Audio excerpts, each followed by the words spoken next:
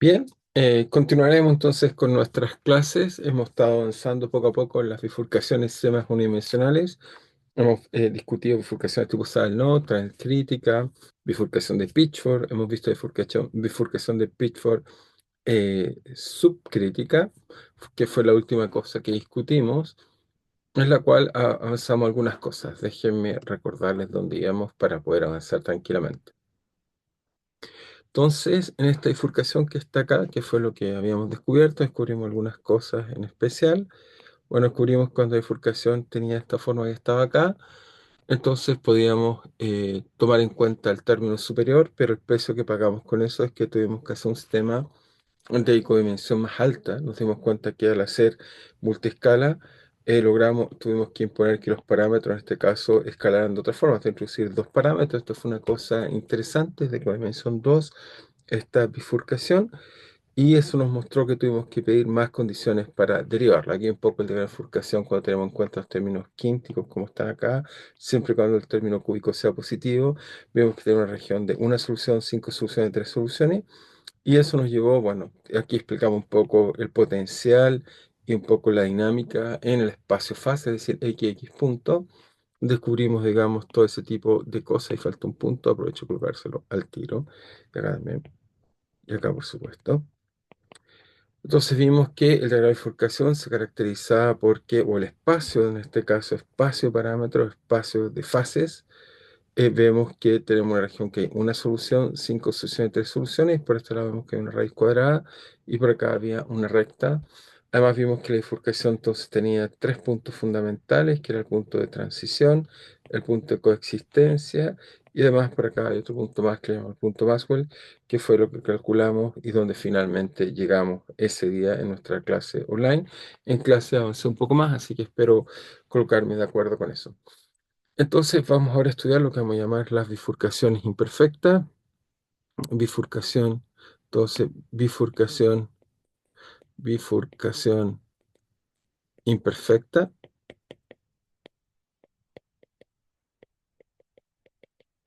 ¿Y cuál es la idea de esta bifurcación imperfecta? En realidad tiene que ver cuando esencialmente una bifurcación que tiene algunas, en general, cuando esto ocurre, esto ocurre cuando uno tiene una bifurcación con simetría y esta simetría es perdida por la inclusión de nuevos términos.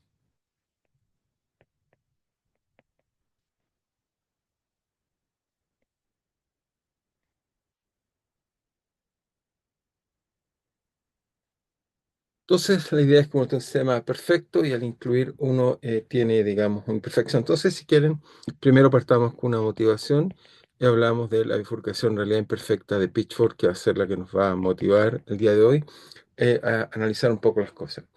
Entonces, ¿cuál es la motivación? La motivación es lo que llamamos la transición ferromagnética.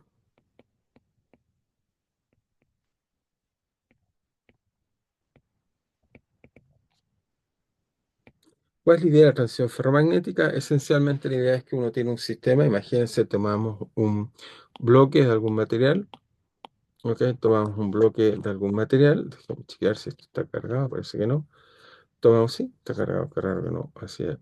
Ok, tomamos un bloque de algún material y entonces este material, por supuesto, es un material hecho de átomos, de materia, y de un punto de vista magnético, lo que queríamos es que la magnetización localmente, o si quieren los momentos magnéticos del sistema, están desordenados en cualquier dirección. Entonces el material, digamos, eso sería la magnetización local. Veríamos que entonces si va en cualquier dirección, entonces diríamos que simplemente la magnetización total del material es cero. Ok, magnetización. Pero lo que ocurre es que cuando bajamos la temperatura, va a ocurrir una temperatura crítica en el cual las fluctuaciones térmicas, que en realidad están generando que este sistema se esté moviendo, así que está así, se está moviendo, las fluctuaciones térmicas, podemos lograr que en algún momento la energía de esas fluctuaciones térmicas sea menor que la energía de interacción entre los momentos magnéticos, momentos dipolares, y esto en estos momentos magnéticos va a generar que el sistema tenga una utilización no nula y eso ocurre a una temperatura especial, que es lo que llamamos la temperatura de Curie. Entonces escribimos esta idea muy simple. Entonces, esto es una temperatura dada. Entonces, al disminuir la temperatura, hay un valor crítico de esta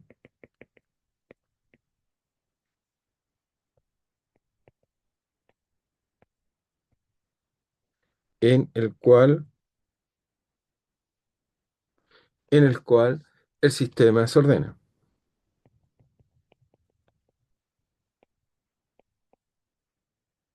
Entonces, ¿qué significa esto? Que si ahora tomo la misma imagen que teníamos acá, o sea, tomamos el material que lo tenemos acá, déjenme colocarlo así, entonces lo volvemos a colocar acá, lo que estamos diciendo es que va a haber una temperatura crítica, ok, lo vamos a copiar, pegar, entonces tenemos una temperatura crítica en la cual va a ocurrir el siguiente fenómeno interesante, es que, bueno, primero, bueno, borramos algunas cosas. Entonces borramos. Va a ocurrir que esencialmente el sistema mayoritariamente se va a ordenar en alguna dirección. Entonces, ¿qué es lo que va a pasar? Simplemente para la magnetización. Entonces va a pasar que van a haber, por ejemplo, supongamos, muchos dominios orientados en una dirección, por supuesto en algunos desordenados, pero la mayoría va a estar apuntando en una dirección. Por lo tanto, en este caso vamos a tener que la magnetización del material, en este caso, es no nula. Entonces, eso ocurre al disminuir temperatura. Ahora la T, ya vemos que acá teníamos unas T1 y aquí consideramos una temperatura T2 menor que T1. Entonces el sistema va a tender a ordenarse y cuando se tiende a ordenar, entonces va, bueno, adquirir una, en este caso, una magnetización. ¿Ok? Entonces, esto que estamos viendo acá es lo que llamamos esencialmente, va a haber una temperatura, en la cual ocurre este fenómeno muy interesante y veríamos lo siguiente. ¿Qué veríamos entonces? Veríamos la siguiente cosa, digamos. eh, entonces, veamos cómo ocurre esto. Entonces, esto sería así. Veríamos que entonces si graficamos, colocámoslo con este eje mejor. Colocamos en el eje vertical la magnetización, en el eje entonces horizontal, eh, coloquemos entonces así. Veríamos que, entonces si acá colocamos la magnetización, veríamos que la intensidad de la magnetización es un vector, por supuesto. Veríamos que, ok, no vamos a colocar el signo, sino que vamos a colocar quizás. Ok, supongamos que se magnetiza en una dirección para que nos podamos graficarla bien. Y en esta dirección, déjeme dibujarla mejor. Nos va a quedar así. Entonces, M, voy a dibujar que la magnetización es M por Z y Z. Entonces vamos a dibujar M0 en este gráfico. Entonces vamos a ver que si vamos a la temperatura, que es la temperatura especial, que es la temperatura de Curie, donde lo que observamos es que simplemente al disminuir la temperatura, la magnetización es cero a alta temperatura, el sistema estaría desordenado como lo vemos acá, pero a partir de cierta temperatura, cuando las fluctuaciones empiezan a competir con las interacciones, en este caso magnéticas, el sistema se puede magnetizar y esto es lo que llamaríamos transición. En este caso, la transición sería lo que llamamos esto sería la temperatura de Curie. De Curie. En este caso, obviamente, estamos refiriendo Curie a Pierre Curie.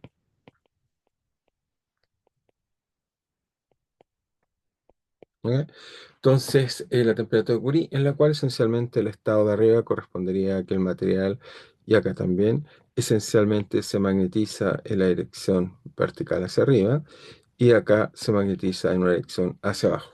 Tendríamos estas dos posibles en forma natural y por lo tanto, si pensáramos esto de un punto de vista, digamos, a la Landau, la descripción de Landau, entonces diríamos que a la Landau, a la Landau, estamos hablando, por supuesto, estamos diciendo transición de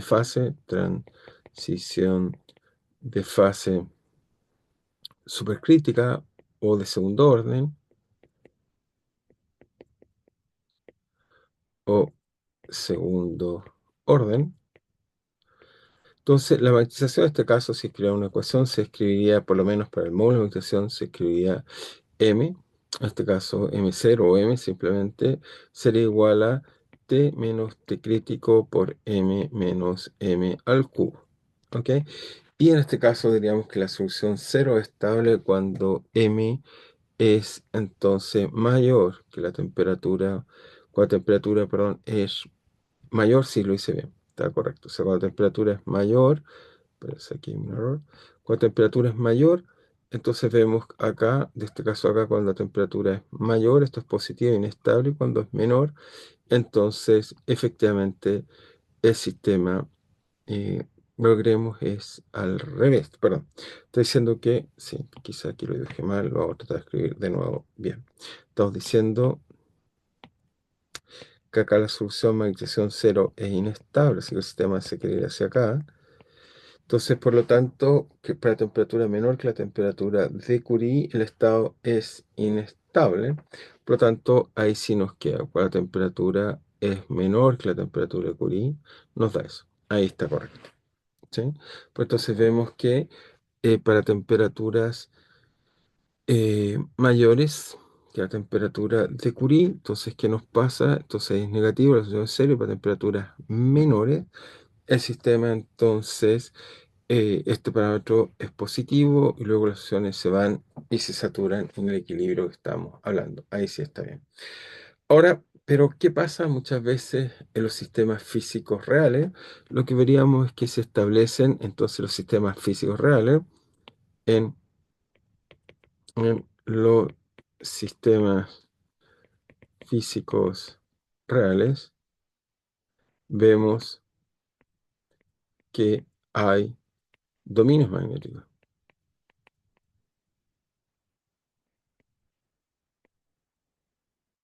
Es decir, que cuando uno toma un trozo, un pedazo cualquiera, vamos a encontrar que hay zonas, bueno, hagámoslo así, que esencialmente la activación está orientada a una dirección, acá pues está en otra, o si quieren puede ser solo por simplicidad para arriba y para abajo. El sistema tiene y adquiere lo que llamamos dominios magnéticos. Entonces, una forma natural de resolver estos dominios magnéticos en un estado un poco más equilibrado, lo que hace uno es que considera un campo magnético externo. Veamos, por acá tengo alguna imagen de un campo magnético externo. Vamos si esto no funciona. Ok, acá. Entonces, acá tenemos la imagen de dominios distintos y lo que uno puede hacer es que uno puede colocar, digamos, un campo magnético externo, una intensidad magnética, la cual va a hacer que disminuya los dominios magnéticos y finalmente gane uno de ellos. Aquí, por ejemplo, como ven, esta película que vemos acá es una película real, usando una técnica de interferencia, de iluminación, digamos, dominios magnéticos. Uno puede, digamos, ver, digamos, que aparece en un dominio, en este caso estaría dictado por el estado negro, el cual supongamos que tiene una magnetización total hacia arriba, la cual al propagarse genera, digamos, este tipo de transición hacia el otro estado. Entonces aquí vemos perfectamente paredes, dominios que avanzan cuando se aplica la magnetización. Entonces la pregunta uno se hace, bueno, pero ¿qué es lo que está ocurriendo en nuestro modelo? Estamos hablando de magnetización, que motiva un poco nuestra discusión a estudiar una forma, digamos, o a estudiar una nueva bifurcación. Entonces, tomamos en cuenta en nuestro modelo esto y qué es lo que ocurre. Entonces, la pregunta es, ¿qué pasa cuando uno se las arregla para colocar un campo magnético externo, una intensidad magnética que se aplica sobre el sistema? Y lo que haría eso, por supuesto, es que simplemente el efecto Zeeman, que sería el acoplamiento entre H y la magnetización, haría que se privilegie el estado, el cual es paralelo a la intensidad magnética, y por lo tanto nuestra bifurcación ahora cambiaría de forma, ahora sería de la siguiente forma. O sea, si la dibujamos, nos quedaría M acá, y acá quedaría T. Lo que veríamos es que simplemente el sistema físico va a privilegiar el estado acá, así que veríamos algo así. Y la otra bifurcación, que está en el estado inestable, veríamos que se transforma en algo de este tipo. Eso es lo que veríamos si colocamos un H así, donde en este caso el sistema sería paralelo a este H de la batización, y en el caso acá sería el estado que está anti, digamos, esa dirección, y veríamos todo esto acá. Entonces vemos que este parámetro va a quebrar esta transición, va a privilegiarse. Una vez que lo colocamos, siempre vamos a ver que el sistema de alguna forma va a ser privilegiado por este estado acá. Y de un punto de vista del modelamiento, ¿cómo haríamos esto? Bueno, esto lo escribiríamos simplemente así. Diríamos que la magnetización ahora tiene, entonces dijimos que era T menos TC. Ujú. Entonces, M menos M cubo, pero debido a la presencia de un nuevo campo H en alguna dirección, por ejemplo, dirección Z, privilegiaría y este sería el modelo que rompería, en este caso, fijan, rompe una simetría del problema. Entonces, H, primero que nada, habíamos dicho que, o debíamos haber mencionado que el modelo que tenemos acá, llamémoslo, este modelo acá, llamémoslo, no sé, llamémoslo 7,1. Entonces, el modelo 71,1 es invariante. Entonces el modelo 7,1 es invariante de reflexión. Es decir, que si yo hago m en menos m, en la ecuación no me doy cuenta, efectivamente es invariante, pero la presencia de la intensidad magnética quiebra esta simetría. Entonces, en este sentido, va a transformar la bifurcación en imperfecta. Entonces, la presencia de H quiebra la simetría de reflexión. Vemos que este término quiebra esta simetría, o sea, ya el sistema no es invariante, ya no podemos hacer H en menos H y rompemos entonces esa simetría. Entonces rompemos esta simetría que teníamos acá en la ecuación. Entonces esto hace que la bifurcación sea imperfecta, y porque uno habla imperfecta es porque pasamos de una situación como esta a una situación como esta. ¿Ok? Y uno puede hacer diversos ejemplos, seguramente les voy a hacer que hagan uno en las tareas, digamos, como les mencioné, dos ejemplos como, entonces la idea es hacer una bifurcación imperfecta, uno toma una perfecta y la perturba. Por ejemplo, el péndulo de Andronov lo podemos hacer imperfecto, ejemplos. Podemos hacer péndulo de Andronov imperfecto.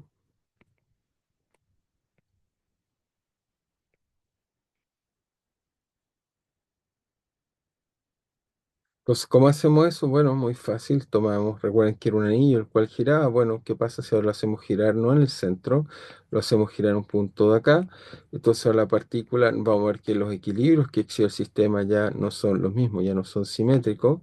Cuando tomamos el péndulo, en este caso, y lo hacemos girar con respecto a un eje que no coincide con el eje del cilindro. ¿Ok?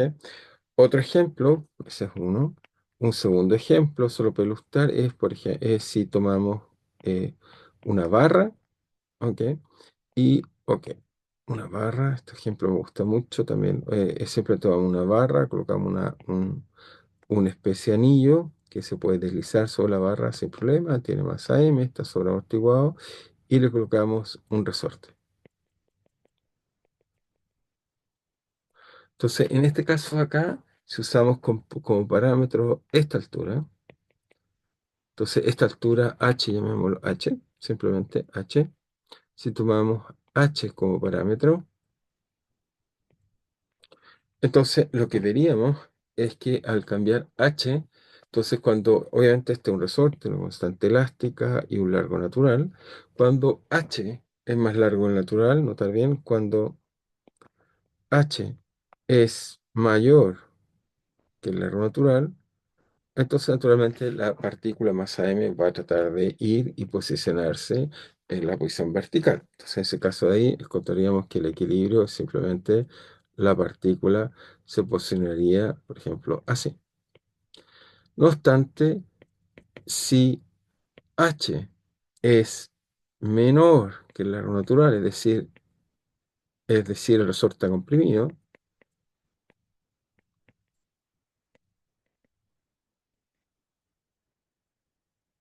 entonces, en ese caso, está comprimido. Si lo empezamos a apretar, va a ocurrir en principio una simple bifurcación de Pitchford. En este caso, lo que va a pasar es que hay una bifurcación de Pitchford, hay una bifurcación de Pitchford, fork, y lo que hace esencialmente es que el sistema, cuando hacemos eso, tiene dos equilibrios, uno acá, voy a colocar un poquito más abajo, tiene dos equilibrios, uno aquí Y déjeme simplemente copiamos más fácil. ¿Cuáles son los equilibrios? Bueno, cuando hacemos eso, entonces nos va a pasar que un equilibrio va a ser siempre que el resorte va a tratar de moverse, va a tratar de moverse hacia un lugar o moverse hacia el otro lugar. ¿Ok? De tal forma que en este caso h dijimos que era menor que el largo natural. El sistema va a tratar de relajarse y simplemente estar en el largo natural. Eso es lo que le gusta al resorte. Le gusta no tener energía elástica acumulada. Bueno, ahora, entonces este sistema, si quieren, si uno moviera h, tendríamos este equilibrio, así que sería una bifurcación de Pitchford. Pero ¿cómo la hacemos imperfecta? Entonces, bifurcación, en este caso de Pitchford imperfecta.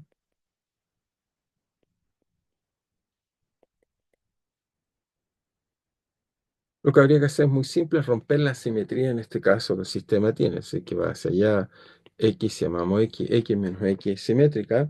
Entonces, ¿cómo lo hacemos? Bueno, muy fácil, si tomamos el mismo sistema físico, pero ahora la vara la consideramos que está inclinada.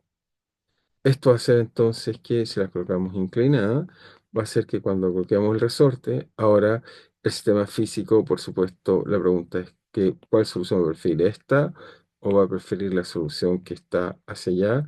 Entonces vemos que naturalmente rompe la simetría x menos x y eso hace entonces que el sistema se transforme también o presente una bifurcación imperfecta. Así que muy bien, vemos que cuál es la moraleja está entonces, cada vez que tenemos una bifurcación de Pitchford y quebramos la simetría de reflexión, entonces se transforma en una bifurcación imperfecta, que fue la forma que se los dije en general acá.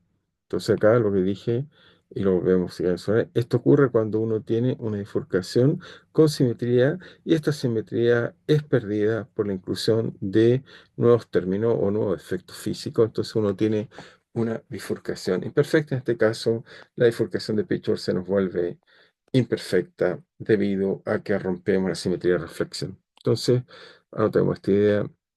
73, ok, sí, decimos que cuando una bifurcación, estamos refiriendo a un sistema físico, una bifurcación de Pitchford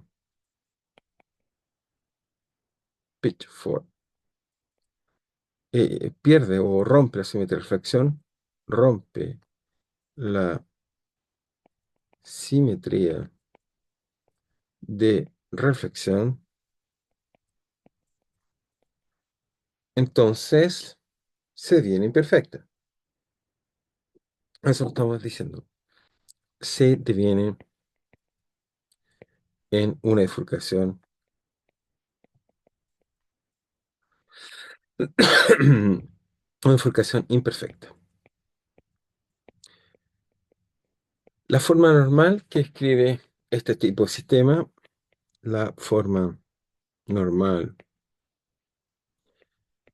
que describe esta bifurcación, ¿cuál es? Bueno, simplemente en este caso vamos a ver que la forma normal es simplemente una ecuación de la forma, si llamamos x punto, una es igual a eta más epsilon para la bifurcación, o mu, está usando mu mejor, mu, parámetro de bifurcación, x menos x cubo. Entonces, cuando eta es 0, entonces notar bien, observación, eta igual 0, bifurcación de pecho.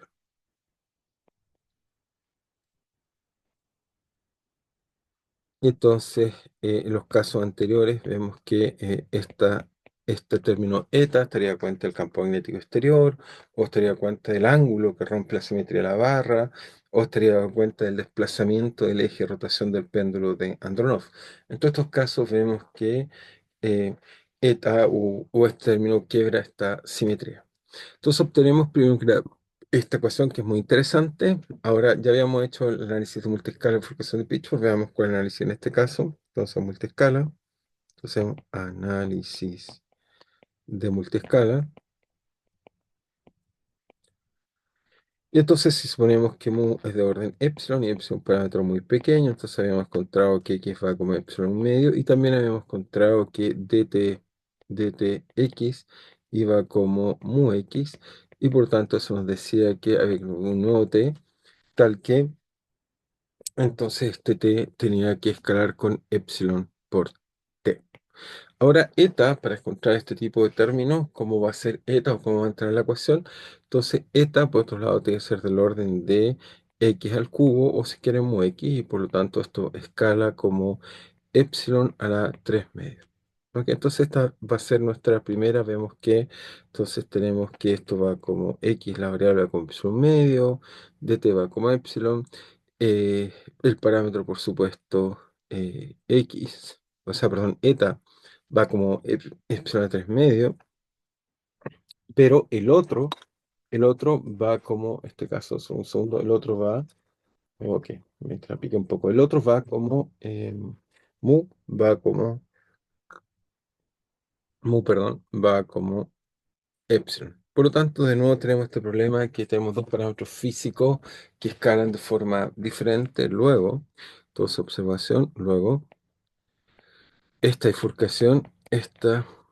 bifurcación la encontraremos en un punto de codimensión 2. Es decir, necesitamos dos parámetros chicos para describir el sistema tal como lo muestra esta ecuación que está acá. Entonces, esta ecuación tiene dos parámetros pequeños, eta y mu, entonces que describen el sistema. Ahora, uno se pregunta, bueno, ¿cómo escriben estas soluciones del sistema? Entonces, uno lo que queríamos hacer es simplemente hacer un diagrama de bifurcación que caracterice bien las soluciones que tiene este problema. Entonces, busquemos estados de equilibrio. Entonces, equilibrios de la ecuación.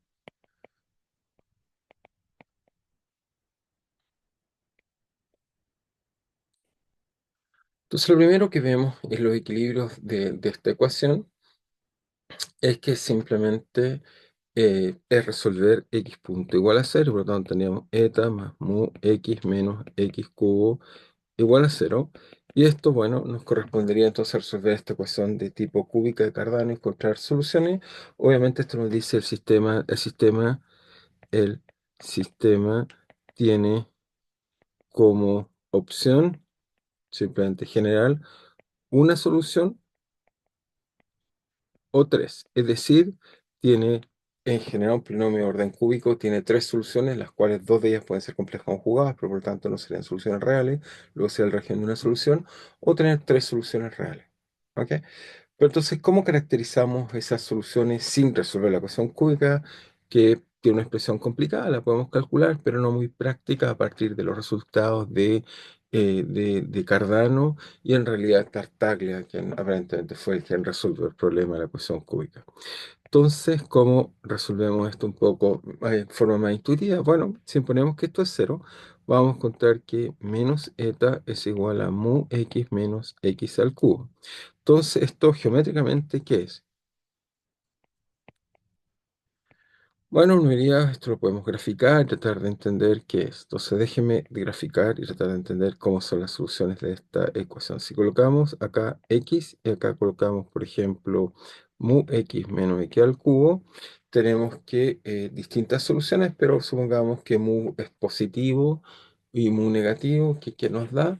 Nos da esencialmente que, bueno, cuando mu es positivo, entonces, si mu es positivo, entonces supongamos por simplicidad que mu es positivo, la curva que nos daría esto, lo voy a dejar acá, la curva que nos daría esto, entonces sería que mu en el origen es positivo, así que va así, y después entonces es de tipo menos al cubo, así que nos da algo así como lo que está ahí en la pantalla. Ahora, obviamente, esto tiene que ser igual a menos eta, por tanto, cuando eta es positivo, ok, cuando eta es positivo, ok, solo un segundo, está usted problema, no se está cargando. Esto, déjenme chequear. Sí, solo quiero chequear si tenemos un problema de batería. No, está bien. Cuando X es positivo, entonces si ahora graficamos un color rojo eta, esto sería, por ejemplo, acá, si eta fuera negativo, muy negativo, es así, y un módulo muy grande, muy grande. Y eta, en este caso, positivo, y de módulo muy grande, sería así. tendríamos que en ese caso el sistema tiene una sola solución. ¿Ok? Y el caso que tenga un valor intermedio, dejámoslo por acá, eta por ejemplo por aquí, lo voy a dejar con verde, mejor para hacerlo enfatizar, si estuviera por aquí, nos diría que para un eta pequeño, porque yo pequeño pues está cerca del eje, o sea, del eje cero, cuando es pequeño, o de orden uno, entonces, o muy pequeño, nos dice el sistema tendríamos tres soluciones, tendríamos una, dos y tres. ¿Ok? Eso simplemente vemos de hacer este análisis geométrico de cómo son las soluciones, cubrimos cuántas soluciones hay. Entonces no tenemos esta observación. Entonces, para eta en módulo grande, muy grande, positivo o negativo, hay una única solución. ¿Ok? En cambio, para eta pequeño, o de orden uno, hay tres soluciones. Eso es lo que nos dice este análisis que estamos haciendo ahí, que queremos avanzar y entender un poco mejor. Hay tres soluciones. Por lo tanto, uno quisiera encontrar la región en el espacio donde uno tiene más soluciones y qué hacer con ellas. Entonces veamos qué podemos decir con estas tres soluciones. Entonces tenemos tres soluciones. Muy bien. Y obviamente todo ocurre, uno se pregunta, bueno, pero entonces la pregunta relevante es, ¿qué separa? ¿Qué separa la región de 3 a una solución? ¿Ok? Entonces uno diría, bueno, lo que lo separa es justo cuando esto justo colisiona acá y tiene esencialmente tres y más arriba de esa deja de tener tres o tiene solo dos soluciones igual que acá. Ese sería como el eta crítico en el cual el sistema empieza recién a tener tres soluciones y tendríamos esta banda, si quieren verlo así, podemos colocarle color. Tenemos esta banda en la cual el sistema tiene tres soluciones y fuera de ella tiene una solución. ¿Ok? Veríamos eso que está ahí. Entonces, tratamos de calcular esa región y qué propiedades características tiene esta solución que estamos viendo ahí. Entonces, sería lo siguiente. Bien. Entonces, diríamos que, bueno, es fácil, pues, calcular ese punto es fácil. Primero que nada, diríamos encontrar, para determinar eta crítico, para determinar eta crítico, calculamos los extremos de la ecuación cúbica.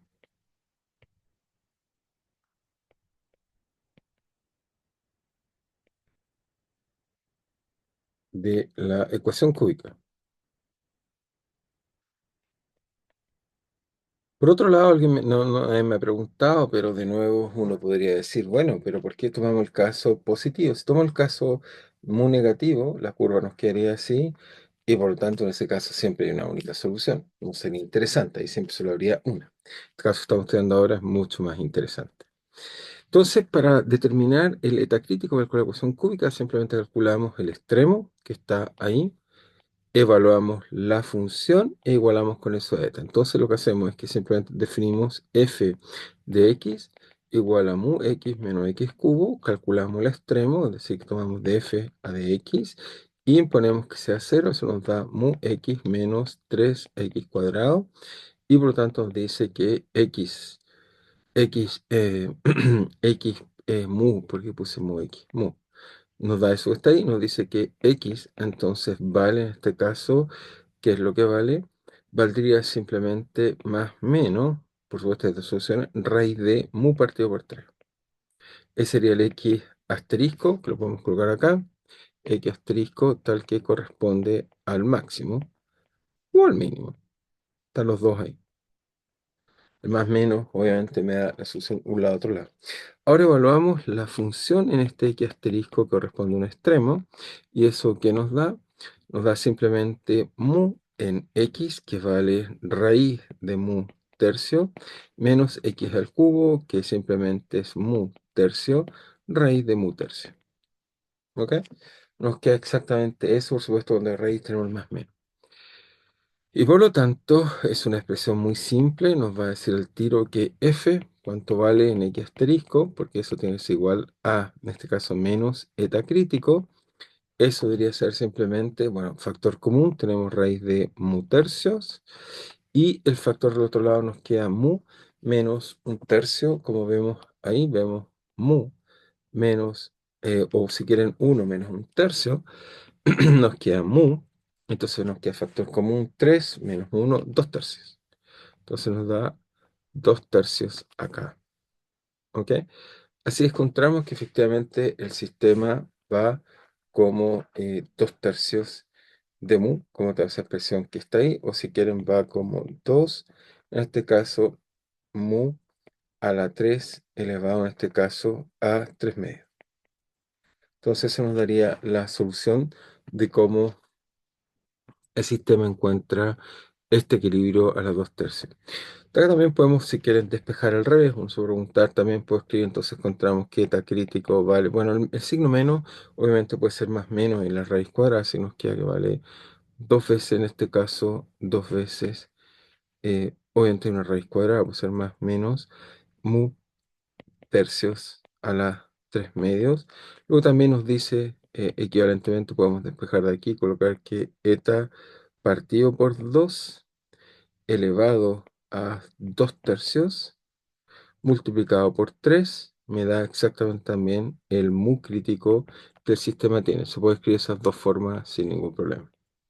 Se puede escribir así o se puede escribir así. Eso es completamente equivalente en esta discusión. Nos queda igual. Así que tenemos que estar ahí. Por lo tanto, esto que nos dice, bueno, si hacemos la siguiente curva, que va a ser importante en nuestro análisis, lo hacemos con cuidado. Si graficamos en el eje vertical, colocamos entonces mu, y en el eje horizontal colocamos eta. Entonces la curva mu igual eta que nos da esto es la curva que va acá, que es simplemente 3 por raíz de mu partido por 2 elevado a 2 tercios. Eso nos da una raíz cuadrada hacia acá, que no está definida ahí, lo llamamos una cúspide, un cusp en inglés, que nos da así simétrico a ambos lados. Esto entonces, ¿qué nos dice? Bueno, nos dice que cuando esencialmente eta muy grande, por ejemplo, acá había una única solución, eta chico habían tres, por lo tanto nos dice inmediatamente por continuidad o por el razonamiento que vamos a hacer que aquí hay tres soluciones, aquí hay una solución, aquí una solución y aquí una solución, y por lo tanto tenemos esta imagen que está ahí. La colocamos con cuidado, tenemos una imagen que en esta zona que está acá, tenemos efectivamente tres soluciones, tenemos ahí.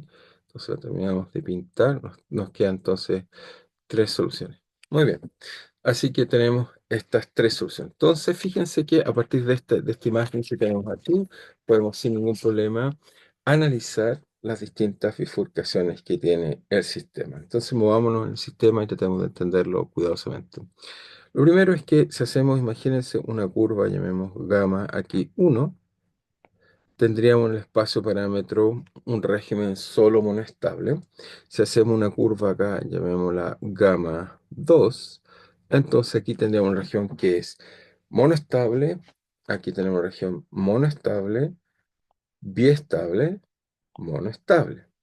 Por lo tanto, si tuviéramos que hacer lo de la bifurcación de estas curvas, descubriríamos lo siguiente. O sea, tuviéramos que colocar en el eje vertical, en este caso X de equilibrio, veríamos que para la curva gamma, nos quedaría simplemente para la curva gamma, entonces en este caso curva gamma, nos estamos moviendo el parámetro eta, veríamos un sistema monoestable, veríamos algo del tipo simplemente así. ¿Eso qué quiere decir? Que a medida que muevo el parámetro, y eso daría la curva gamma, lo vamos a botar acá, nos daría que al mover eta, vemos que simplemente el equilibrio cambia. No obstante, ahora la pregunta es qué nos pasaría con la otra, o la curva con gamma 2. Sería gamma 1, perdón. Voy a escribir copiar, duplicar. Tenemos acá. Lo voy a colocar, bueno, acá ya está bien. Entonces esta sería gamma 1. Ahora, gamma 2, lo que dice el sistema es que tiene tres soluciones y tiene estos puntos muy especiales que están acá, que los voy a marcar, que nos diría que entonces el sistema, la curva, en este caso gamma 2 sería diferente, es una curva tal que al mover los parámetros tengo una solución y tiene una región entonces que hay, en este caso, tres soluciones y después una solución. Tiene que ser así. Esta, la región que sería, que está acá, correspondería a la región que hay biestabilidad. En esta zona de acá tendríamos, hasta acá tendríamos biestabilidad y hacia afuera sería monostable. Es decir, que en las regiones de acá tendríamos una única solución, una solución, y acá tendríamos tres soluciones que son este equilibrio acá, este de acá. Y estos puntos especiales, estos eta asteriscos, digamos, de donde ocurre estos saddle node, eta asterisco acá, llamémoslo más, y esta eta asterisco menos, correspondería a estos puntos que sería acá, exactamente tendríamos un eta asterisco más y un eta asterisco menos, donde el sistema presentaría biestabilidad. Entonces la pregunta interesante es cómo uno transita de uno de estos estados al otro estado y por qué podemos pasar de algo que es monoestable a algo biestable. Entonces aquí tenemos algo monoestable,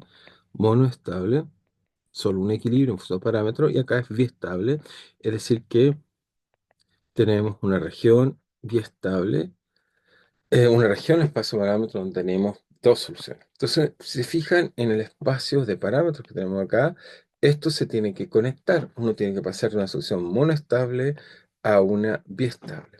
Entonces, para hacer eso, existe una curva de espacio parámetro donde la solución tiene esta transición de ser monoestable a biestable.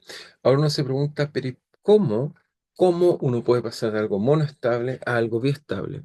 Bueno, la respuesta a eso es muy simple. La forma del cómo es que esencialmente cuando uno tiene una curva así es monoestable, cuando tiene una curva así es biestable, y por lo tanto aquí pasé una función que es univaluada a una función multivaluada. Y uno se pregunta, ¿cómo puedo pasar una función monovaluada a una multivaluada? Y la explicación es muy simple, eso ocurre cuando tenemos un punto con derivada cero que nos quería así, y ese punto después se deforma ligeramente y nos queda una curva así. Por lo tanto, esto que nos dice que si volvemos acá, vamos a volver otro punto, tenemos otra curva acá, pero es un poquito más gorda, para que quede claro. Si nos movemos en esta curva de esta acá, es decir, como justo igual a cero, tengo una nueva curva, llamémoslo gamma 3 en la cual ocurre una cosa muy, muy interesante, que el sistema presenta el nacimiento de biestabilidad. Entonces, colocamos, entonces, gamma 3 entonces para gamma 3 entonces damos la idea y bajemos un poco de nuevo los lápices y volvemos a colocar a nuestro tamaño más habitual. Entonces, para la curva en el espacio parámetros, curva gamma 3 en el espacio de parámetros, observamos nacimiento de biestabilidad.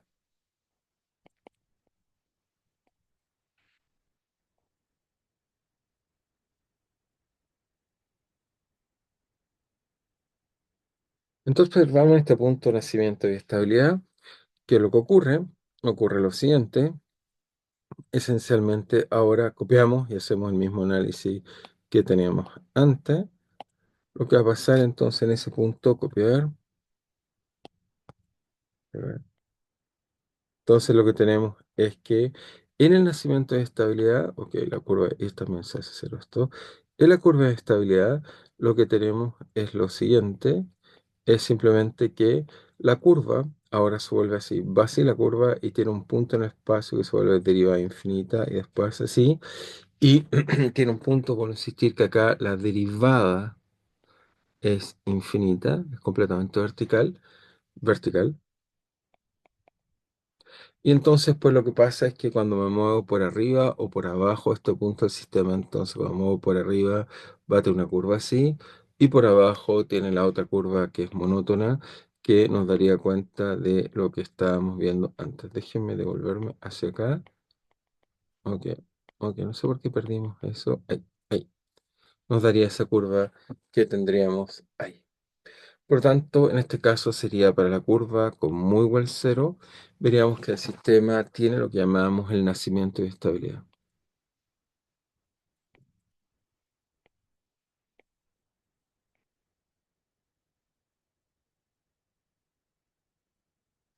Y de hecho este punto que está acá en el espacio parámetro, lo voy a dibujar en rojo ahí. Este punto que está acá es el punto que llamamos punto de nacimiento de estabilidad, porque es de ahí donde emergen la región de estabilidad. Punto de nacimiento de estabilidad. Muy bien. Así que tenemos efectivamente curvas hacia arriba que tienen biestabilidad. Esta se encoge hasta que la curva se vuelve monótona a través de pasar por este punto de biestabilidad. Muy bien. Ahora quisiera moverme en la otra dirección. Entonces voy a copiar la curva y la hacemos acá abajo y tratamos de reentender de nuevo qué está pasando. Bueno, voy a sacar algunas cosas para que no vean tantas cosas. Entonces copiar y la pegamos acá, pegar. Quizás la hacemos un poquito más pequeña. Bueno, ahí está bien. Y tratemos de ahora analizar qué es lo que está pasando ahora cuando nos movemos en la otra dirección. Borramos algunas cosas que no necesitamos. No necesitamos esto. Tampoco necesitamos esto que está acá. Estos de acá lo voy a sacar. Ya no necesitamos. También voy a sacar esta curva que está acá. No necesitamos. Esto está acá. No necesitamos. Eso sí necesitamos. Así que lo voy a dejar ahí. Esto de acá no necesitamos esta curva ni esto que está aquí. Muy bien, esta también lo podemos sacar. Esta curva también. Esta que está acá también. Esta que está acá también. Todo esto acá en realidad no lo necesitamos. Y esto que está acá también lo voy a sacar. Porque no lo necesitamos. Muy bien. Nos queda eso que está ahí. Entonces recuperamos nuestra curva. Bien, tenemos un y 3. Y ahora lo que quiero hacer es cruzar ahora, pero moviéndome con el parámetro de la otra forma. Es decir, que ahora quiero hacer una nueva curva. Llamémosla gamma. Tenemos un 2 3 4.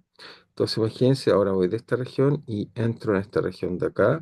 Llamemos esto gamma 4 y preguntémonos qué pasa ahora si movemos el otro parámetro.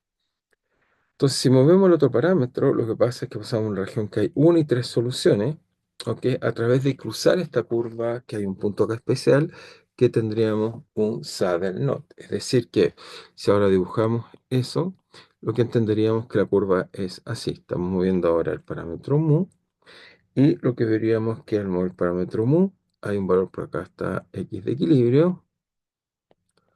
Veríamos que el sistema esencialmente tiene una solución y de repente hay un solve node y hay tres soluciones y eso está para siempre. Es decir, que viene una solución, por ejemplo, supongamos que es así, y aparece un solve node y entonces así sería la solución. Habrían tres soluciones. Aquí tendríamos la región que estaríamos ploteando ahí con ese color.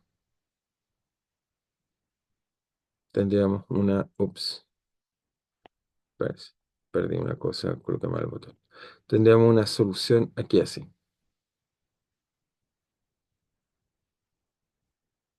Y esta zona roja, por insistir, duraría, digamos, esta zona dura, bueno, hasta infinito, no hay ninguna razón que pare ahí.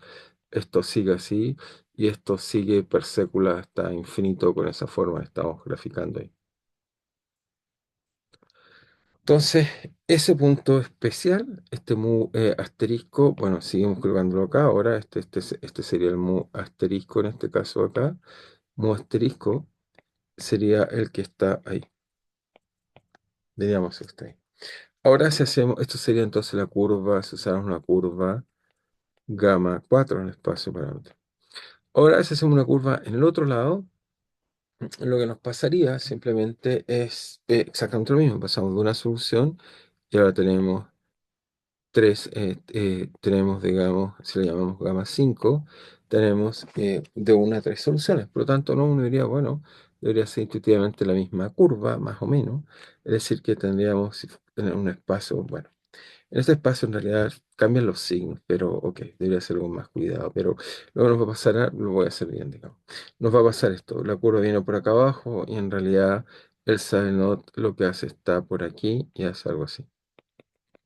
En realidad es la curva correcta. Voy a hacer mejor la curva correcta para que sea exacto. En realidad está haciendo una imagen más general, pero que mejor hagamos la curva lo más correcta posible para evitar malas interpretaciones inapropiadamente. Ok, entonces tomamos esto. Ups. Muy bien.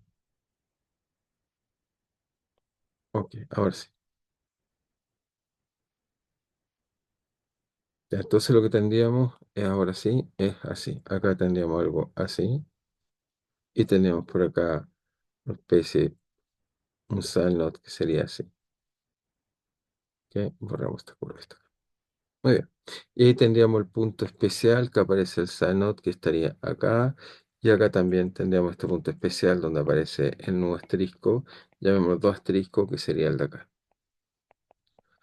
Así que lo que vemos en este caso es que cuando aparecen los equilibrios, entonces en este caso acá, vemos que cuando nos aparecen los equilibrios, vemos que simplemente aparece uno de un lado, aparece el otro del otro lado, y en este caso simplemente hay un intercambio de estabilidad, y uno esperaría que hay un punto especial, como dice, ¿cómo conecto una diagrama de bifurcación con esta forma destacada, con uno destacada? Bueno, tiene que haber un punto en el cual se conectan todas estas cosas y eso justo corresponde a cruzar justo por acá en la curva, digamos, que pasa exactamente acá como lo acabo de hacer, que sería gamma 6, que es pasar justo por el eje vertical del parámetro, en este caso mu, es decir, este igual cero, y en ese caso lo que veríamos es simplemente tendríamos la siguiente imagen para dibujar esa bifurcación. Entonces ahí simplemente el sistema ambas esta bifurcación por arriba confunden y eso simplemente correspondería, lo voy a colocar acá, a tener una bifurcación de Pitchford.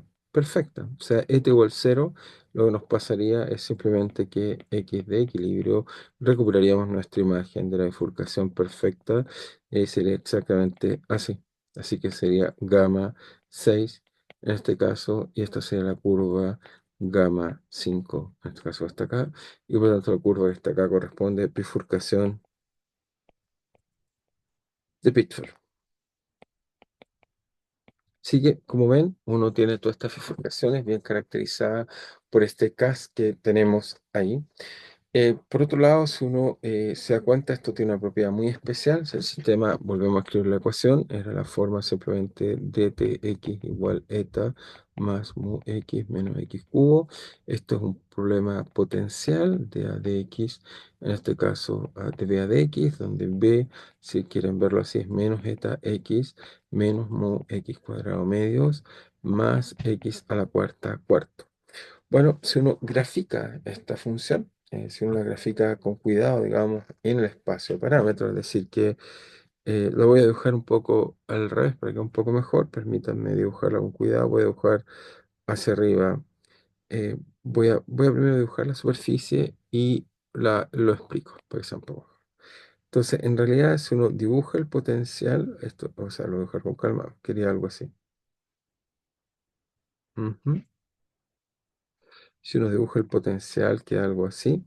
Que, ok, trata de dibujar lo mejor que pueda, espero que se note bien. Entonces, si en este caso que estoy dibujando, en el eje vertical, hacia arriba si quieren, estoy dibujando el potencial como función en este caso de eta y mu, y estoy graficando simplemente evaluado en un equilibrio, por supuesto, eta y mu, y está evaluado en un equilibrio. Nos daría una superficie como la que están viendo ahí, donde si seguimos bajando hacia abajo, hacia acá, voy a dibujar hacia acá, veríamos que tengo dos parámetros. Los parámetros que estoy acá, y si los proyecto simplemente aquí es la curva que está ahí, verían que se proyecta esta curva que está ahí, pero bueno, no me quedó muy claro. Lo voy a dibujar un poco más abajo, por si no, no se entiende. Si no, no se entiende, voy a poner un poco más con cuidado acá. Ok, ok, un poco más con cuidado. Muy bien. Voy a tratar de hacer un poco mejor la curva, se entienda más, porque creo que no se entiende como la dibujé. Entonces, bajo más hacia acá abajo y acá sí. Y la proyectamos acá. Ahí sí yo creo que se va a entender mejor. No, quiero solo un pedacito de este aquí. Ya. Entonces, en este caso que está acá, lo que estoy tratando de dibujar es en este eje eta y hacia acá estoy tratando de dibujar mu. Y lo que verían que si proyecto esta curva donde tengo tres soluciones, me daría el CAS que está ahí, que simplemente está proyectado hacia acá.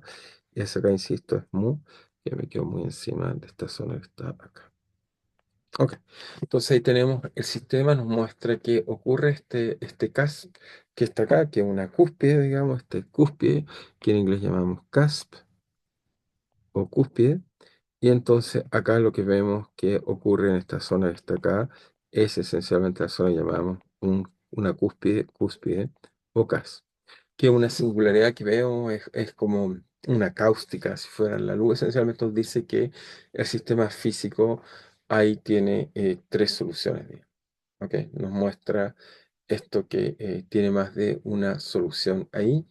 Y les mostré, de hecho, en clase que uno podía jugar y mostrar, digamos, con un espejo cóncavo, podemos ver que tenía más de tres soluciones. Pero no voy a volver sobre ese punto, solo mostrar que existe un CAS que caracteriza, digamos, al sistema. Uno puede contar que hay soluciones donde hay más de una imagen que tiene tres soluciones y podemos ver eso que está ahí.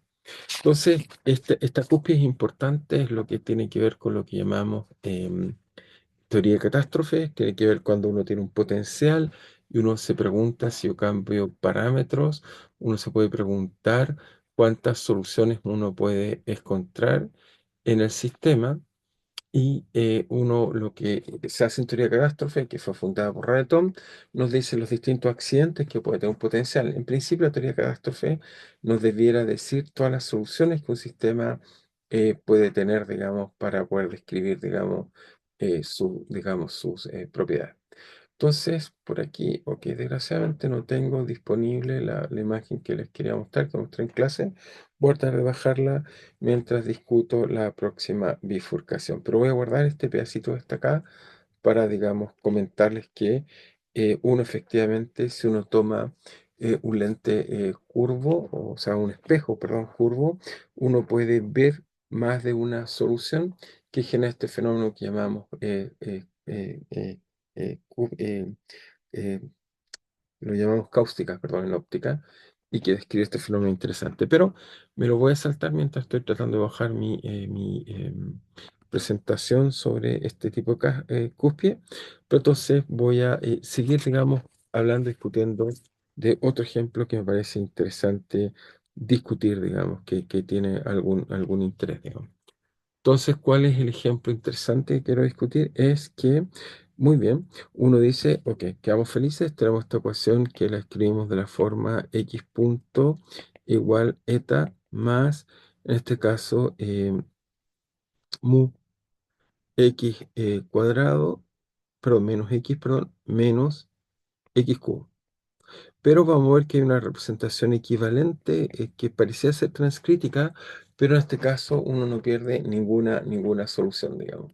Eso es lo interesante, que vamos a ver que uno no pierde ninguna solución y describe un sistema físico interesante, así que vale la pena. Entonces ok, perfecto. Logré parece ser bajar mi presentación y aquí está lo que quiero discutir, digamos. Por suerte creo que está bien, lo que quiero discutir está acá. Entonces lo discutimos un segundo. Muy bien, muy bien. Entonces, déjenme cambiar acá. Por suerte tengo justo esto que está acá, así que vamos a poder discutir lo que quería hablar. Entonces, lo que hacemos acá es simplemente, bueno, uno, imagínense, es la siguiente idea, uno coloca aquí un espejo, uno coloca una imagen en un espejo y uno ve una sola imagen, pero eso es cuando el espejo es plano. No obstante, me imagino que todos ustedes han mirado cuando ven una superficie de una piscina y se ve muy rugosa, se ve muy complicada, y una vez se ve cosas extrañas. Pero entonces, para entender un poco mejor esto, la pregunta es, ¿qué pasa si uno en vez de colocar un espejo plano, uno coloca un espejo curvo? En este caso, el espejo curvo de una forma parabólica, porque uno, si recuerda, la propia esencia de un espejo es que uno traza las normales y a partir de la normal uno puede tener una imagen. Pero fíjense, acá existe un punto A, que ven ahí la imagen que está ahí, el cual tiene, a diferencia en un plano, que existe la única normal, en este caso existen regiones en las cuales hay tres normales y regiones en las cuales hay dos normales. Por tanto, hay una cúspide que separa tener tres soluciones de tener una solución. Ya vemos eso, bifurcación imperfecta. Pero veamos que acá de esta imagen está sacada este artículo publicado por Pierre Coulet, de los cuales hacen este experimento y muestran que tienen un espejo cóncavo y como consecuencia de espejo cóncavo, si miran el piso, aparecen inmediatamente estas cúspides. Tiene que ser hay más de un foco, de hecho, en más de una cúspide. Eso genera todo este tipo de curvas que en óptica las llamamos cáusticas, que seguramente cuando ven la superficie de un fluido van a ver que hay muchas de ellas, digamos, es porque la superficie no es plana. Y de hecho, cuando está plana, plana, pueden ver como un espejo, pero si uno golpea, inmediatamente ve deformaciones debido a este fenómeno que están viendo ahí. Lo interesante, bueno, yo tenía duda y fui a este museo para chequear efectivamente que es verdad. Y efectivamente, uno se coloca frente a este espejo eh, parabólico, uno puede ver que tiene tres soluciones. Pero la pregunta interesante es, ok, ya vemos que hay tres soluciones, tal como se muestra ahí, pero si uno se mueve y cruza esta línea esa no, debiera haber la colisión de dos soluciones. Por supuesto, yo no soy un punto, pero cuando me muevo y paso, por ejemplo, en este caso el punto rojo que se representa ahí, aparecen, digamos, dos nuevas soluciones, como las imágenes que van abajo, de ahí emergen dos nuevas soluciones que van a aparecer en el sistema y vemos que efectivamente pasamos de tener tres soluciones a tener solo dos soluciones. Así que, muy bien, este ejemplo muestra que, ya sabemos, usamos un ejemplo muy simple, pero la óptica tiene un mismo tipo de pregunta. Cada vez que uno tenga de una solución y pasa a tener más soluciones, lo que va a haber genéricamente son este tipo de cúspides.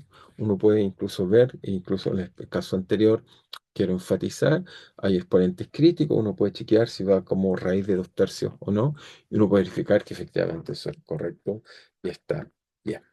Así que perfecto, uno describe muy bien este tipo de cosas que son interesantes. Bien, volvamos a la tablet y tratemos un poco de seguir avanzando en nuestra pregunta. Así que vemos, como vieron bien, tenemos, digamos, imágenes, o sea, incluso podemos aplicar nuestro concepto de bifurcación imperfecta, incluso cuando tenemos simplemente un espejo y vemos y lo movemos. Muy bien. Entonces, ¿qué era lo que quería explicar ahora? Quiero explicar un poco acerca de que esta ecuación puede tener un equivalente tipo transcrítico, pero que no es no equivalente. En realidad, uno pasa a la ecuación de dos parámetros o la ecuación de dos parámetros que recorre completamente bien el espacio. Entonces, veamos, la pregunta que nos haríamos es si existe un equivalente transcrítico.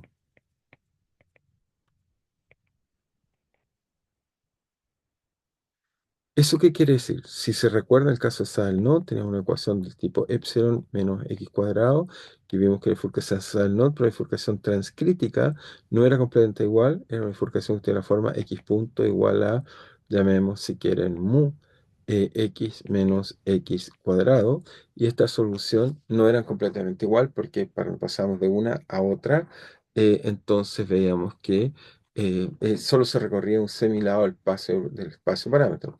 Ahora se pregunta si ese problema ocurre en esta bifurcación y vamos a ver que no. Y lo interesante es que genera una ecuación muy, muy interesante que tiene también un contexto físico interesante, el cual quisiera comentarle. ¿Cuál es la ecuación? Entonces uno dice, lo que quiero hacer en este caso es, ok, la ecuación transcrítica lo que tiene es que eliminó la constante y la pasó a algo lineal. Entonces uno diría, bueno, podemos eliminar, la pregunta es, o otra forma de preguntar, ¿podemos eliminar el término lineal y quedarnos con un término cuadrático o algún término en el polinomio? Podemos eliminar el término constante, eliminar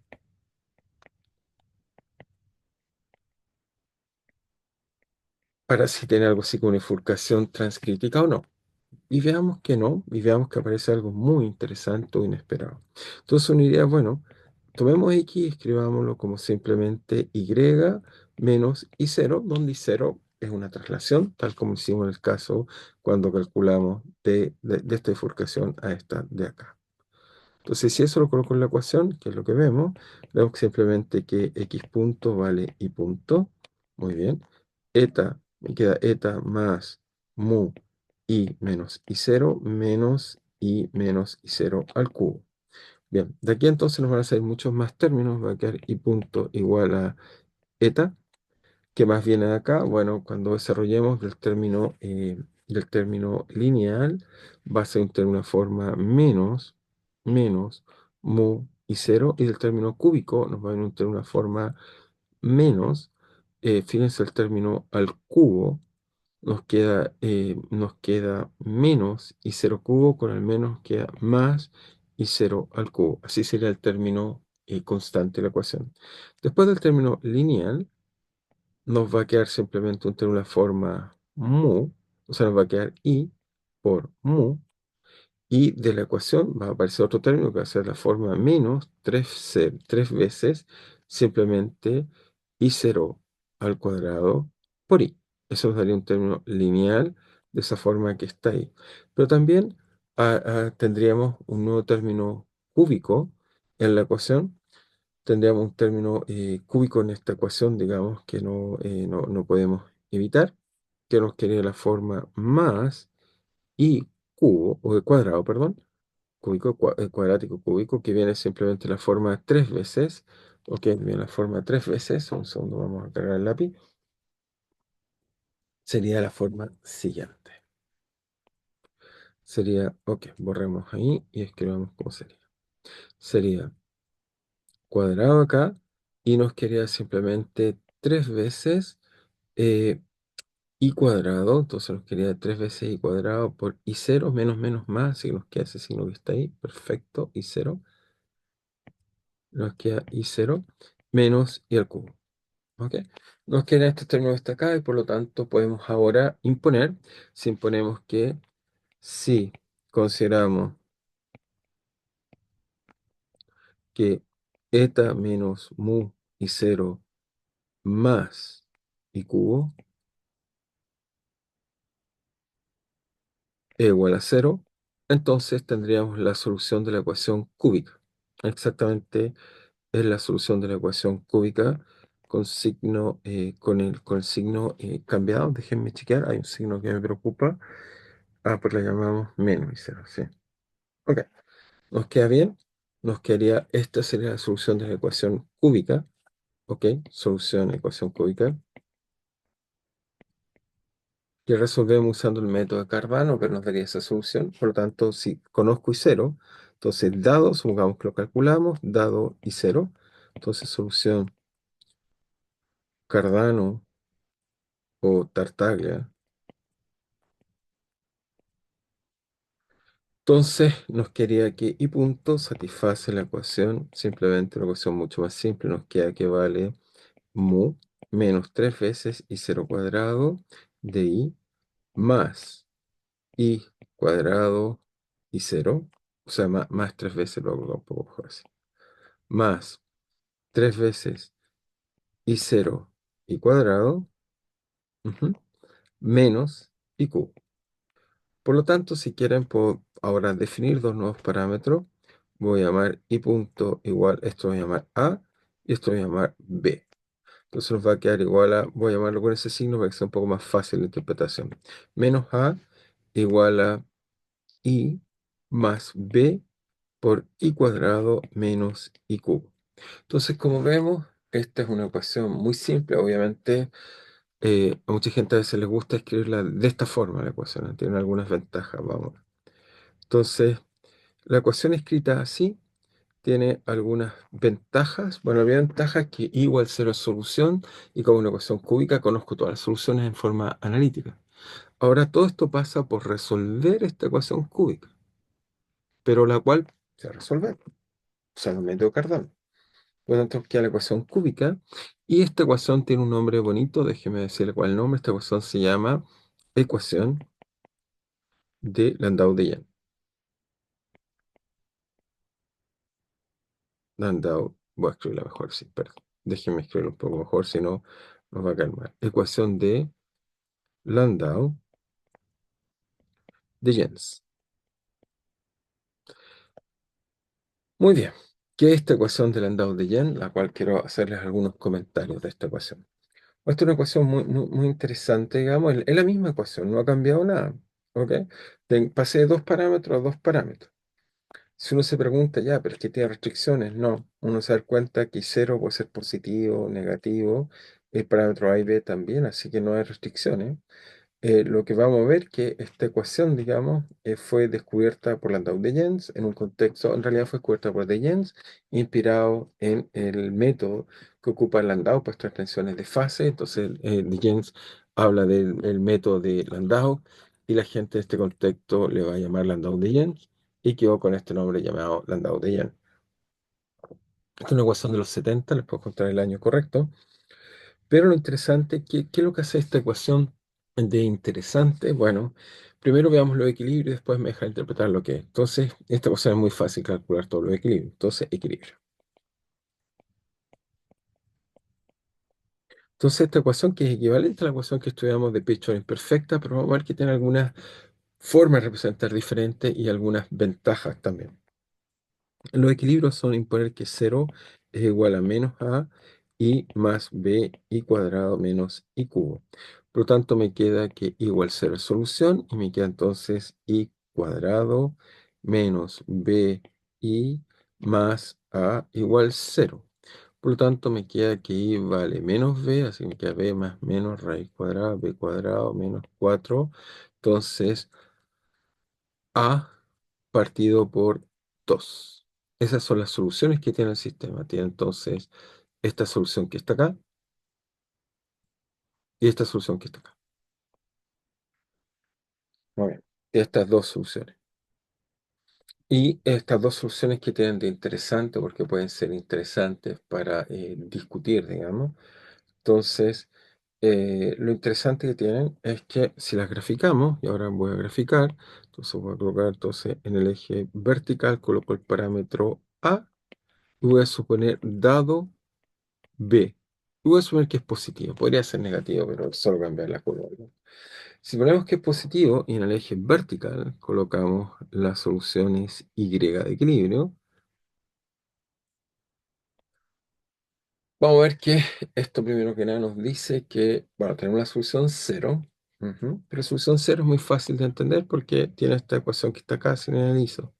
Por lo tanto, me dice que si A es positivo es estable, si A es negativo es inestable. Por lo tanto, esa es muy fácil, esa la sé decir qué es lo que hace trivialmente. Lo voy a colocar en verde, pero vamos con un verde más gordito, sea mejor. Entonces, hacia acá es estable y hacia acá inestable. ¿Ok? Ahí hay una bifurcación. Después tenemos una ecuación cuadrática que existe mientras el discriminante sea real. Si B es positivo, entonces me queda que A tiene un valor crítico cuando A es igual a B, el discriminante es cero. O sea, si estoy haciendo que el discriminante sea cero, me queda que A es igual a B cuadrado partido por 4. Entonces nos colocamos ahí, B cuadrado, colocamos acá, colocamos B cuadrado partido por 4. Entonces ahí ya no hay más soluciones y por lo tanto ahí tenemos simplemente el sistema tiene dos soluciones, deja de tener dos soluciones y como es una ecuación cuadrática, en realidad si ustedes la grafican nos va a quedar así. Nos queda así. Entonces aquí, perdón, ahí dibujé yo mal la ecuación, perdón. Entonces hacerlo con cuidado. Entonces, de aquí a acá es así, de aquí a acá es así, llega acá y acá se vuelve continuo. ¿Ok? Es estable. Entonces nos queda una ecuación, espérense, vamos a ver esta acá que nos quedó muy aquí. Ok, ahí sí. Entonces nos quedó equilibrio, nos quedó equilibrio acá, y tenemos esta imagen de equilibrio donde hay una raíz cuadrada. No me quedó muy bonita la raíz cuadrada, pero hay un saddle node que tenemos una raíz cuadrada. Por tanto, el sistema tiene varias soluciones. Tiene las soluciones, si quieren, esta sería la y con la raíz más, esta es y con el menos, y tenemos esta bifurcación que en realidad ahora vemos que el sistema se compone por una bifurcación transcrítica. Ok, aquí hay una bifurcación transcrítica y aquí hay un saddle node. Entonces, saddle node y aquí hay una bifurcación transcrítica. Ok. Por supuesto, también tenemos por acá un punto de Maxwell que no hemos estado discutiendo, pero obviamente antes era trivial. El punto Maxwell no lo discutimos, pero el modelo Pitchford, por supuesto, correspondía acá. Lo he colocado acá porque ahí está el punto simétrico. Hay las dos, cuando ET es cero, el único lugar donde son completamente simétricos, así que ese es el punto Maxwell. O sea, el punto Maxwell corresponde cuando las imágenes que teníamos acá era eta, o sea, era eta igual cero, o sea, correspondía estar acá, si es que alguien tiene dudas dónde está el punto Maxwell antes. Muy bien, entonces tenemos este punto Maxwell ahí, y ahora quiero interpretar esta solución, cuál es el interés o el sentido que tiene esta solución, porque es interesante o no. Entonces, como les dije, este modelo fue propuesto por Pierre Gilles de Gennes. Entonces, hay que contar ahora dónde está el punto Maxwell acá, pero ya lo voy a calcular. Pero más interesante todavía es encontrar hasta el punto Maxwell. Quiero simplemente enfatizar, digamos, que em, que el sistema tiene un sentido físico muy interesante que creo que va a ser, mira, aquí me salté 79 y aquí tenemos 80. Entonces vamos a tratar de colocar, digamos, acá, entonces, este punto, digamos, es particular o este modelo importante. Entonces, primero que nada, como les dije, Pierre Gilles de Gennes, por acá tengo creo una imagen de Pierre Gilles de Gennes, pero ahí está. Muy bien. Acá está Pierre Gilles de Gennes, quien va a ser un físico muy interesante.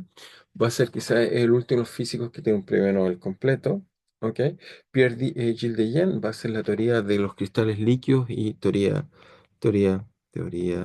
de polímeros y cristales líquidos y cristales líquidos. Ahora, él no es que descubrió ni los polímeros ni los cristales líquidos, sino que va a ser por sus trabajos interesantes en la teoría de polímeros y de cristales líquidos. En el caso de cristales líquidos va a estudiar dos transiciones y va a hacer analogía con la superfluidez, va a hacer mucha analogía interesante. Va a descubrir que la misma física estudiamos problemas muy complicados, por ejemplo, de superconductividad, tienen su análogo los cristales líquidos, y esas son las razones profundas que le dan el premio Nobel, no solo por entender lo que él va a denominar materia blanda, los cristales líquidos y los polímeros son un ejemplo de eso, es decir, materia que se autoorganiza y obtenemos cosas interesantes, así que Pierre Gilles de Gennes va a ser eso en gran interés, pero lo primero que va a hacer es que va a tratar de caracterizar un fenómeno muy interesante, es que los cristales líquidos, déjenme explicar un poco y por qué tiene que ver con esto que está acá. Entonces los cristales líquidos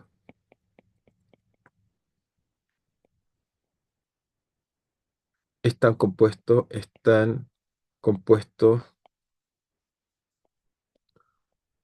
por moléculas, en este caso son los cristales líquidos neumáticos, por moléculas tipo varilla, ¿sí? ¿Ok? Las cuales en un cierto rango de temperaturas, las cuales en un cierto rango de temperaturas muestran un orden orientacional pero no posicional.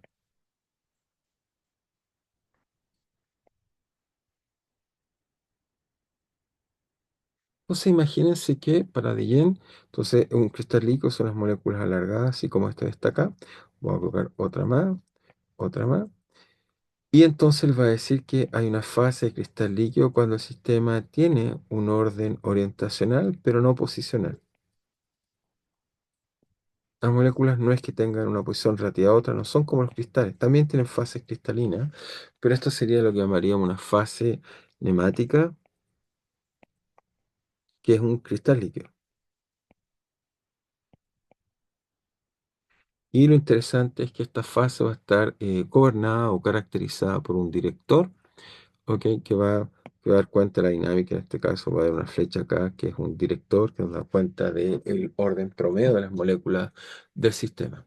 No obstante, cuando uno sube mucho la temperatura, o sea, si uno toma este sistema y sube mucho la temperatura, o sea, aumentándote, lo que uno va a descubrir que este sistema físico entonces se va a desordenar y las moléculas ahora en promedio el director es cero, hay verticales, horizontales, para allá, para acá, no hay, no hay un orden, las moléculas se desordenan completamente y entonces en este caso hablamos de un líquido isótropo, no es un cristal líquido, sino que es un líquido isótropo, líquido isótropo.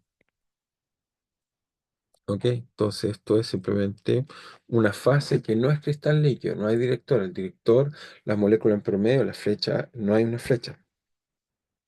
Entonces, Dien va a estudiar la transición entre un cristal líquido neumático a un cristal líquido sólido motivado por el andado y él va a entender que esto es una transición de tipo entrópica, es decir, pasa un estado, si quieren verlo acá, desordenado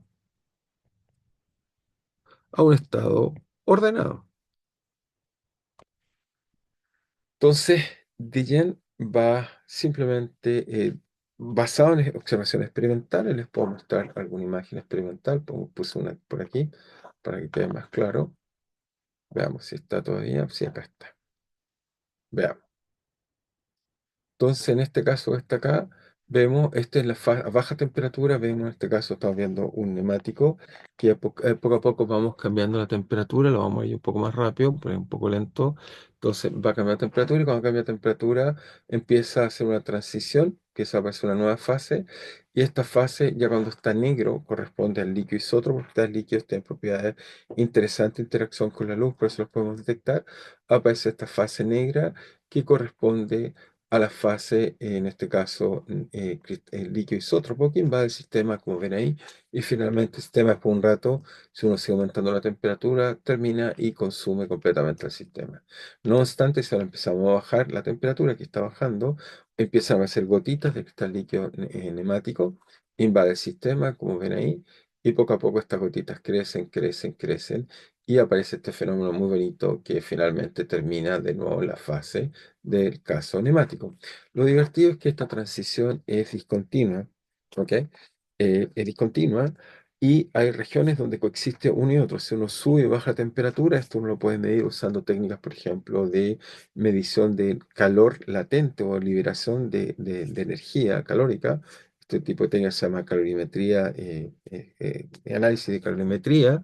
Entonces, en el sistema uno puede descubrir que la bifurcación es de tipo discontinua y por lo tanto, bueno, Dejen va a tratar de entender este fenómeno un poco más profundamente y veamos entonces cómo lo va a describir. Entonces, Dejen lo que va a hacer simplemente motivado un poco por la teoría de Landau, va a decir que entonces motivado por la teoría de Landau, motivado por teoría de Landau de transición de fase.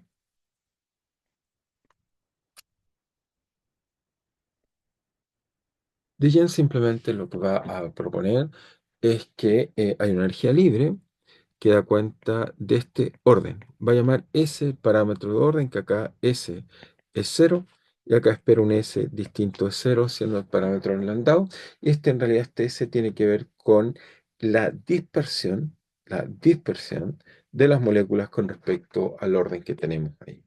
Y Guillem va a decir simplemente que, bueno, esto tiene que estar dado por algo que de cuenta simplemente va a escribir un modelo que va a ser así. Él quiere que el estado cero siempre sea solución. Siempre el líquido isótropo es solución. Simplemente en algunas regiones es estable y otras es inestable. Así que en su energía, él va a decir que, bueno, tiene que estar S y este S es tal que entonces tiene un término cuadrático y este S es tal que cuando la temperatura es muy grande, entonces es estable, es decir, va a colocar T menos T crítico. Ahora veamos cuál es el correcto signo. Entonces va a colocar una energía de ese tipo que está ahí y lo que él espera es que entonces cuando uno varíe esto, ¿ok? Cuando uno varíe esto, lo voy a colocar acá abajo, lo voy a variar inmediatamente. Vamos a decir que la dinámica debería ser una cosa del tipo menos variación de energía libre. Entonces, esto nos debería dar algo así como S de T menos T crítico de S. ¿Ok? Y por lo tanto, esto debería ser estable cuando la temperatura es mayor que la temperatura crítica. Así que eso ahí nos coloca el C correcto. Está buscando en mi cabeza. Ahí está perfecto. Entonces ahí nos queda bien la... Ah, hay que colocarle un menos. Así que, perdón, nos queda un menos aquí. Ahí sí. Ahí nos queda correcto el menos con el menos, nos queda menos. Y después nos queda efectivamente correcto energía libre. Ahí sí, estaba olvidándome el menos energía libre. Perdón. Entonces, Dejan dice que esto nos diría que S es cero para temperaturas mayores que la temperatura crítica, el estado desordenado gobierna el sistema. Después va a decir simplemente tienen que haber términos que dan cuenta de las primeras no linealidades del sistema y con algún término como esto y va a saturar con un término no lineal superior que nos da este que está acá. Si ustedes toman esta ecuación, y acá me faltó colocar el signo apropiado para que recuperemos exactamente los mismos signos que coloqué en la ecuación, que es menos y acá es más. Entonces esto nos da más b s cuadrado menos s al cubo. Va bien proponer esta energía libre. En realidad lo que él va a escribir la energía libre y la variación de energía libre nos da la ecuación, pero él va a decir simplemente que, bueno, primero que nada, la energía tiene que estar saturada, ¿ok? Y de allá en realidad va a graficar más bien la energía, eso no va en su trabajo original del 76, 74, lo voy a chequear. Entonces, si uno grafica la energía, ok, esto va a ser realmente lo que va a ser de Yen, va a ser que esta energía para temperaturas muy altas, entonces el estado, lo voy a dejar con colores quizá. El estado cero es el estado estable, esta energía es mucho mayor que la temperatura crítica, uno encontraría un potencial así. Simplemente es porque el primer término, entonces para temperatura nos queda positivo, nos queda una palabra al cuadrado, el otro término cuártico siempre nos corre, pero nos da simplemente el S, domina el sistema y nos queda eso que está ahí. Ahora uno puede mostrar que cuando uno está a la temperatura crítica, está este fenómeno que es crítico, pero si tomamos T, en este caso menor que la temperatura crítica, eso cambia el signo de concavidad que está acá, nos va a dar algo de este tipo así.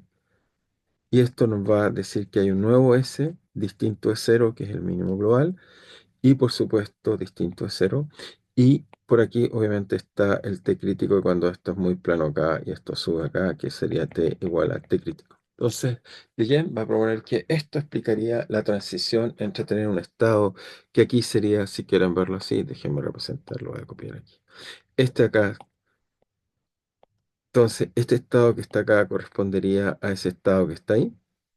Ese mínimo que está ahí correspondería a ese estado. Vamos a colocar ahí. Ese estado que está ahí correspondería, en este caso, al estado cero. Y tenemos, entonces, ese estado sería ese estado que está ahí. Y también tendríamos el estado ordenado que vemos acá.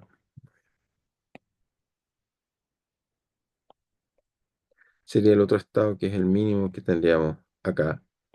Lo vamos a colocar ahí. Ese estado entonces sería en este caso, entonces el que Dejen propondría para explicar. Entonces, que hace una transición entre un estado desordenado a un estado ordenado y vuelve a existir. ¿Cuál es el argumento con que Dejen generó esta energía libre? Va a decir simplemente que necesito que S igual 0 sea solución de la ecuación. Por lo tanto, no puede tener un término lineal, porque si tiene un término lineal, eso haría que existiera una solución con S distinto a cero. Siempre él va a entender que el estado en este caso, de estado de líquido isótropo tiene que estar presente, estado desordenado. Así que esto solo puede poner un término cuadrático. El término cuadrático nos va a decir cuándo pasa de ser un mínimo, de un mínimo a un máximo, esa es la transición. Y después coloca los términos no lineales apropiados. Alguien podría decir, bueno, pero ¿y por qué no sé con el término cúbico? El problema que tendría, si solo coloca el término cúbico, tendríamos un sistema así y habría alguna simetría, no habría energía acotada. Y por lo tanto, para acotar eso, va a colocar este término cuadrático que finalmente nos va a favorecer el sistema con ese positivo. La ecuación no es simétrica. Hacia el otro lado, el sistema no tiene por qué ser simétrico. De hecho, la curva con el S cubo hacia acá es distinta y va a tener una cosa así que no corresponde y que es el otro estado que está acá, que como ven, nuestro diagrama de bifurcación correspondería exactamente al otro estado que está acá. En esa zona es cuando se vuelve inestable y ahí tendríamos la transición. Es decir, que los estados que tenemos acá, ahora los tengo bonitos, los puedo copiar en 2 segundos. Ok, lo voy a copiar. Entonces, ese sería el estado S para Deyen, sería el estado S que está ahí, y este sería el estado que Deyen asociaría a la transición nemática. Entonces, copiar, entonces pegar. Entonces, para Deyen, entonces esto que está acá daría cuenta de lo que él llamaría transición